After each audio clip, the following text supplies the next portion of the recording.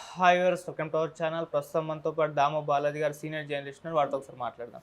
Sir నమస్కారం. నమస్తే. Sir, Pushpa 2 పైన ఎక్స్పెక్టేషన్స్ అయితే చాలా ఉన్నాయి సార్. నిన్న ప్రీ రిలీజ్ ఈవెంట్ కూడా ఏర్పాటు చేస్తారు పాట్నాలో. సో ట్రైలర్ కూడా రిలీజ్ చేస్తారు కదా, మరి ట్రైలర్ ఏ విధంగా ఉంది, మీ రివ్యూ ఏంటి, మరి ట్రైలర్ రెస్పాన్స్ పబ్లిక్ నుంచి ఏ విధంగా ఉంది? యా అల్లు అర్జున్ది పుష్ప 2 ద రైజ్ అనే ట్రైలర్ రిలీజ్ ట్రైలర్ వచ్చింది.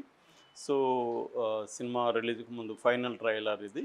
సో ఆల్రెడీ ఇంతకుముందు రిలీజ్ చేసిన టీజరు, ట్రైలరు, గ్లిమ్స్ అన్నిటికి కూడా మంచి రెస్పాన్స్ వచ్చింది. ఇదైతే జస్ట్ 16 అవర్స్లో 4 కోట్ల వ్యూస్ వచ్చాయి, దాదాపు 8 లక్షల లైక్స్ వచ్చాయి, 35,000 కామెంట్స్. ఇది ఒక రికార్డు. ఈవెన్ హిందీ ట్రైలర్ కూడా చాలా మంచి రెస్పాన్స్ వచ్చింది.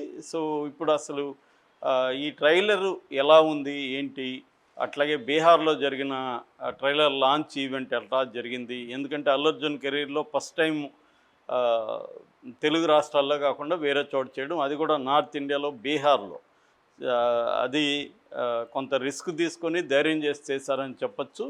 సో ఈ కాంటెక్స్ట్లో ట్రైలర్ని మనం విశ్లేషిస్తే ట్రైలరు ఖచ్చితంగా చాలా ఇంటెన్స్ ట్రైలరు. ముఖ్యంగా అల్లు అర్జున్ గ్రోత్ ఏదైతే ఉందో, అంటే ఫస్ట్ ఏమో అతను రైజ్ అవ్వడం ఉంటుంది, ఇక్కడేమో రూల్ అవ్వడం ఉంటుంది. రూల్ చేస్తాడు అంటే రైజ్ అండ్ రూల్. మామూలుగా జనరల్గానే ఈ గ్యాంగ్స్టరు లేదా మాఫియా మూవీలకి ఉండే టెంప్లెట్ అది. అంటే ఒక మామూలు స్థాయి నుంచి ఒక మాఫియా కింగ్ పిన్ వరకు ఎలా ఎదిగారనేదే గాడ్ ఫాదర్ దగ్గర నుంచి అన్ని సినిమాల టెంప్లెట్ అలాగే ఉంటుంది. ఇది కూడా అదే. ఫస్ట్ ఏమో అతను ఎలా రైజ్ అయ్యాడని, సెకండ్ ఏమో ఎలా రూల్ చేశాడని, దానికి తగినట్టే ట్రైలర్ ఉంది. అయితే రూల్ చేయడం అంటే వ్యతిరేకత లేదని చెప్పలేం. సో చాలా వ్యతిరేకత ఉంటుంది రూల్ చేయడంలో కూడా. దీంట్లో ప్రధానంగా ఈ ట్రైలర్లో మనకు కనిపించిన అంశాలు ఏంటంటే ఫ్యామిలీ. దాంట్లో కూడా ఫస్ట్లో కూడా ఫ్యామిలీ వాళ్ళ మదర్ సెంటిమెంట్ కానీ, భార్య ఆమెను లవ్ చేసే విషయం కానీ, ఫ్యామిలీకి చాలా ఇంపార్టెన్సు సుకుమార్ కానీ అల్లు అర్జున్ కానీ ఇచ్చారు. సెకండ్ది వచ్చి ఒక వాళ్ళిద్దరు రొమాన్స్ ట్రాక్, అది కూడా బాగా వర్కౌట్ అయింది. అంటే కొంత కామిక్గా ఉండే రొమాన్స్ ట్రాక్. దీంట్లో కొంత కామిక్గా ఉంటూ సీరియస్గా కూడా ఉన్నట్టుంది. భార్యాభర్తల మధ్య రిలేషన్షిప్, అంటే భార్య కాకముందు ఉండే వ్యవహారం వేరు, భార్య అయినాక ఏంటంటే ఎమోషనల్ రిలేషన్షిప్ కూడా దీంట్లో ఉంది. అంటే ఆ అమ్మాయి క్యారెక్టర్ కూడా బాగా డామినెంట్గా కనబడుతుంది. అట్లాగే దీంట్లో ఒక డైలాగ్ కూడా ఉంది, అదేంటంటే పెళ్ళం మాట మొగుడు ఉంటే ఎలా ఉంటుందో ఈ ప్రపంచానికి చూపిస్తానని అల్లు అర్జున్ చెప్తున్నాడు. అంటే ఆమెకి ఇంపార్టెన్స్ పెరిగింది. శ్రీవల్లి క్యారెక్టర్, శ్రీవల్లి పాత్రకి ఇంపార్టెన్స్ పెరిగినట్టుగా మనకు అర్థమవుతుంది. అల్లు అర్జున్ ఆమె కాళ్ళు పట్టుకుండడం, ఆమె ముఖం సీరియస్గా ఉండడం, తర్వాత అతన్ని తరుముతూ ఇది చేయడం, మదర్ దగ్గర దాక్కోవడం. So fun and emotion, fun, romance ఈ మూడు మిక్స్ చేసినట్టుగా దీంట్లో కూడా కనిపిస్తుంది. అట్లాగే స్టేట్ అంటే గవర్నమెంట్కి సంబంధించిన వ్యతిరేకత ఇతనికి. రాజకీయ నాయకులు కావచ్చు, రాజకీయ నాయకులు మన జగపతి బాబు క్యారెక్టర్ కొగడటం వీరప్రతాప్ అని కింద బోర్డు ఉంది, అతను మాట్లాడుతున్నాడు. ఎవడరా వీడు, వీడు డబ్బంటే లెక్కలేదు, పవర్ అంటే లెక్కలేదని ఒక డైలాగ్ అతనికి పెట్టారు. సో అంటే హీరో ఎలివేషన్ని రకరకాల రూపాల్లో చేయడంలో ఒక టెక్నిక్ ఏంటంటే శత్రువుల దగ్గర పొగిడించడం. ఇది తెలుగు సినిమాల్లో అన్ని సినిమాల్లో కూడా ఇది వాడుతుంటారు. మన దూకుడు లాంటి సినిమాల్లో చూస్తే అందరూ మహేష్ బాబుని పొగుడుతూ ఉంటారు. సో అదొక ఎలివేషన్ మెథడ్స్లో అదొకటి అనమాట. ఎనిమీస్ కూడా పొగుడుతూ ఉండడం, ఆ యాంగిల్లో ఇతను డైలాగ్ ఉంది. తర్వాత మామూలుగా అయితే ఎర్రచందనానికి సంబంధించి జనరల్గా రియాలిటీలో పోలీసులు కుమ్మక్క అవ్వకుండా ఎర్రచందనం స్మగ్లింగ్ అనేది జరగదు. పోలీసులు, రాజకీయ నాయకులు, స్మగ్లర్సు ఇదంతా ఒక నెట్వర్క్గా సాగిపోతూ ఉంటుంది. అది లేకపోతే ఆ స్థాయిలో చేయలేరు ఎవరైనా. కానీ ఇక్కడ ఏంటంటే ఒక స్ట్రాంగ్ అపోజిషన్ ఉండాలి కాబట్టి, హీరో అంటే స్ట్రాంగ్ అపోజిషన్. ఏవి అపోజిషన్ లేకుండా స్మగ్లింగ్ చేస్తే దాంట్లో మజా ఏముంటుంది. అందుకని సినిమాటిక్గా ఏమంటే ఇతను స్ట్రాంగ్ పోలీస్ ఆఫీసర్ ఇతనికి వ్యతిరేకంగా ఉన్నాడు. మన బన్వర్ సింగ్ షెకావత్ క్యారెక్టర్ ఫహద్ ఫాజిల్ది. మామూలుగా అతన్ని అత్యంత క్రూయల్ ఫెలోగా చూపించారు. ఇది హాలీవుడ్ సినిమాల్లో చాలా వాటిలో వాడారు, తెలుగులో కూడా మనకి చాలా వాటిల్లో ఒక క్రూయల్ కామిక్ విలన్ అనే కాన్సెప్ట్ ఒక రకంగా రామ్ గోపాల్ వర్మ పాపులర్ చేశాడు ఈ కాన్సెప్ట్ని. అంటే విలన్ చేత కూడా కామెడీ చేయించడం, దాని తర్వాత కృష్ణవంశీ తీసుకెళ్ళాడు ఆ జానరాని. అలా ఆ తర్వాత పాపులర్ అయింది. అలాగా దీంట్లో కూడా ఈ Shekhawat character comic and sadistic villain. అలాంటి వాడిని ఆ, ఈ అల్లు అర్జున్ పుష్పరాజ్ ఎలా డీల్ చేశాడనేది ఉంది కాబట్టి ఆ క్యారెక్టర్ను కూడా దీంట్లో అక్కడేమో ఇంట్రడ్యూస్ చేసి వదిలేశారు. దీంట్లో ఫుల్ లెంగ్త్ అతని క్యారెక్టర్ మనకు కనబడుతుంది. దాని తర్వాత పుష్ప అంటే ఫ్లవర్ అనుకుంటేవా కాదు ఫైర్ అనేది ఎంత పాపులర్ అయిందో మనం చూసాము. దాన్ని ఇక్కడ కూడా రకరకాల రూపంలో వాడారు. పుష్ప అనేది ఒక పేరు కాదు, బ్రాండ్ అని. ఎందుకంటే తను బ్రాండ్గా ఎదిగాడని పుష్ప అనేవాడు. రెండోది పుష్ప అంటే ఫైర్, ఫ్లవర్ అనుకుంటేవా అంటే ఫ్లవర్ కాదంటే వాడు బన్వర్ సింగ్ షెకావత్ గన్ ఫైర్ చేసి ఫైరా అంటే కాదు వైల్డ్ ఫైర్ అని అక్కడ పేల్చడం. ఇదంతా ఇంట్రెస్టింగ్గా చెప్పారు. మామూలుగా ప్రతి హీరో కూడా తాను ఎంత గొప్పవాడో చెప్తుంటాడు అన్ని సినిమాల్లో కూడా, అట్లాగే పక్కనుండే వాళ్ళు చెప్తుంటారు. ఇది కూడా అదే ప్యాటర్న్ కానీ కొద్దిగా డిఫరెంట్ ఇది. రెండోది ఫస్ట్ సినిమాని గుర్తు చేసే విధంగా అనేక డైలాగ్స్ కావచ్చు అన్ని విషయాలు తీసుకుంటూ వచ్చారు. రెండోది చాలా మెటికులస్గా ఫస్ట్ సినిమాలో రైజ్ మాత్రమే చూపించి సెకండ్ సినిమాలో అతన్ని పెరగడం ఎట్లా పెరిగాడు, రూల్ ఎలా చేస్తున్నాడో చూపించాలి కాబట్టి దానికి తగినట్టుగా డైలాగ్స్ దగ్గర నుంచి అన్ని విషయాల్లో జాగ్రత్త తీసుకున్నట్టుగా ఈ ట్రైలర్ చూస్తే మనకు అర్థమవుతుంది. దాని తర్వాత పుష్ప నేషనల్ అనుకుంటే కాదు ఇంటర్నేషనల్ అనడం.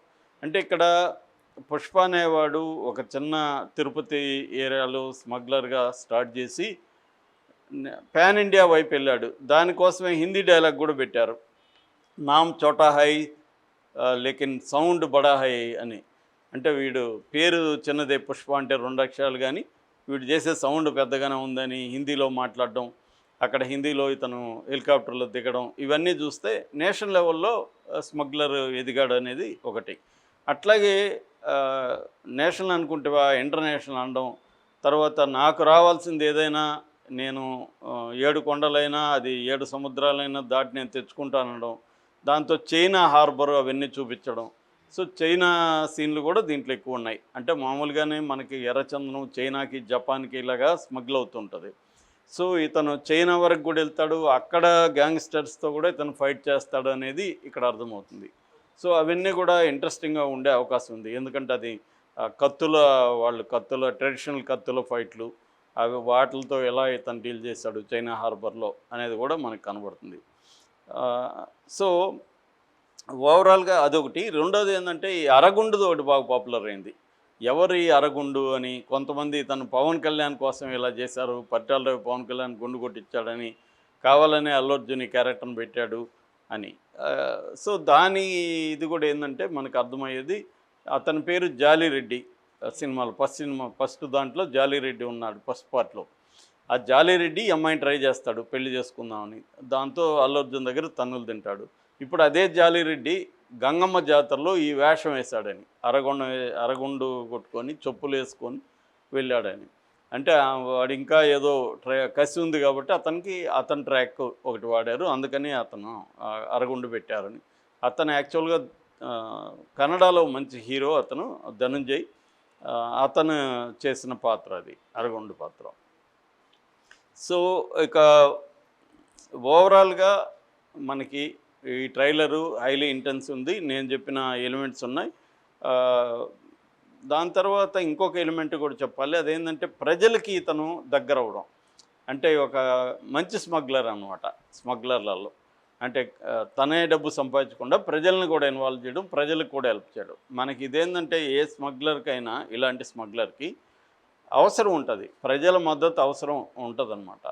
మనకి వీరప్పన్ కూడా, నేను వీరప్పన్ బయోగ్రఫీ కూడా ఆల్రెడీ చెప్పున్నాను మన ఛానల్లో. వీరప్పన్కి కూడా ఈ లక్షణం ఉంది. వీరప్పన్ ఏంటంటే చుట్టుపక్కల జనం కోఆపరేషన్ లేకుండా వీరప్పన్ దాదాపు 30 ఏళ్ళ పాటు నేషనల్ లెవెల్లో పోలీసుల్ని ఎస్టీఎఫ్ని ఎదుర్కొని 30 ఏళ్ళ పాటు సర్వైవర్ అంటే మాటలు కాదు. ఈవెన్ మావోయిస్టులే అతని దగ్గర నుంచి మనం నేర్చుకోవాలని ఒక పెద్ద ఆర్టికల్ రాసుకున్నారు అతను చనిపోయినప్పుడు. ఆ స్థాయిలో అంటే ప్రజల హెల్ప్ని ఎలా ఉండాలంటే 2 రకాలుగా వీరప్పన్ ఫాలో అయ్యాడు. ఒకటేమో ప్రజలకి గుళ్ళు కట్టించడం, వాళ్ళ పెళ్ళిళ్ళకి డబ్బులు ఇవ్వడం, వాళ్ళ ఏదైనా అవసరాలు ఉంటే ఇవ్వడం అదొకటి. 2 ఏదైనా పనులు చెప్పాడనుకో, వేరే పనులు ఎర్రచందనం ఇంకోటో మోసుకుపోయాడనుకో, అందరూ రూ. 50 ఇస్తుంటే ఇతను 500, 1000 ఇవ్వడం.